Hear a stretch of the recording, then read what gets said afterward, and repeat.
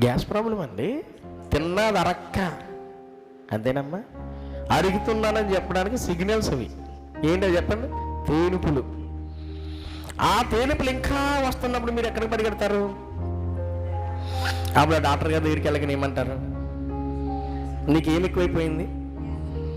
కాబట్టి ఈ గ్యాస్ తగ్గాలంటే డైలీ బిర్యానీ తినాలి, మసాలా సరుకులు తినాలి. చెప్పండి, ఇవన్నీ నువ్వు తింటే నీకు బాగా తగ్గిద్ది అంటాడా? చెప్పండి. ఆయన ఒక అద్భుతం చేస్తాడు. ఏం అద్భుతం అంటే కొన్ని రిస్ట్రిక్షన్స్ ఇస్తాడు, కొన్ని సలహాలు ఇస్తాడు. సలహాల కన్నా ముందు మందులు ఇస్తాడు. మందులు ఇవ్వటమే అద్భుతం లెక్క. ఆ మందులు ఇచ్చి అంటాడు, ఇక మీదట నువ్వు కొన్ని మానుకోవాలి. ఏం మానుకోవాలి? మసాలా సరుకులు తినొద్దు, బిర్యానీ తినొద్దు, అరగంట తినొద్దు, డ్రింక్స్ తాగొద్దు. ఎక్స్పీరియన్స్ అయినా తాగుతాం.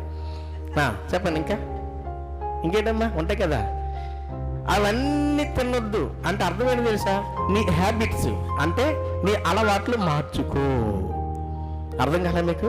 మందులు ఇచ్చింది ఎందుకంటే అలవాట్లు మార్చుకొని చెప్పి ఈ బిల్లలు కూడా వాడు. ఈ అద్భుతం వెనక డాక్టర్ గారి ఉద్దేశం ఏంటంటే నువ్వు బాగుండాలంటే కొంచెం తగ్గించుకోమ్మా, ఏమి నీ నోటి కనుక రానవు. కానీ మీకు ఇది అర్థమైతే మా అద్భుతాలు కూడా చేయటానికి కారణం ఏంటంటే లోపాలు ఉన్నాయి, సరి చేసుకో. అర్థం కాలేదు మీకు? ఏమున్నాయి? లోపాలు సరి చేసుకో అని. మత్తయి సువార్త 11వ అధ్యాయం 20వ వచనం.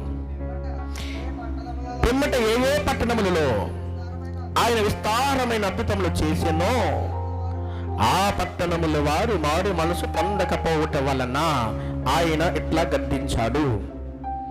ఎందుకు గద్దించాడంట? ఎందుకు గద్దించాడు? గద్దించాడంటే సీరియస్ అయ్యాడంట. ఏ విషయంలో సీరియస్ అయ్యాడు ప్రభు?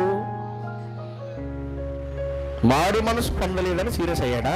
Very good. మారు మనసు పొందడానికి ఆయన ఏం చేశాడు? అద్భుతాలైనా విస్తారమైనవా? విస్తారమైన అద్భుతాలు అంటే అర్థం 1, 2, 3, 4 లెక్కలేనన్ని. విస్తారమైనవి అంటే లెక్కలేనన్ని. ఇప్పుడు ఒక మాట, ఈ మాట బట్టి మనకు అర్థం కావాల్సిన విషయం ఏంటంటే అద్భుతాలు ఎందుకు చేసావయ్యా అని అంటే ఈ మాటను బట్టి మనకి ఏం అర్థం కావాలి? మన జీవితంలో అద్భుతం ఎందుకు చేస్తున్నాడని అంటే ఈ మాటను బట్టి చెప్పండి. మారు మనసు కొరకు, బ్రతుకు మార్చుకోవటం కొరకే అద్భుతం చేస్తున్నాడంట.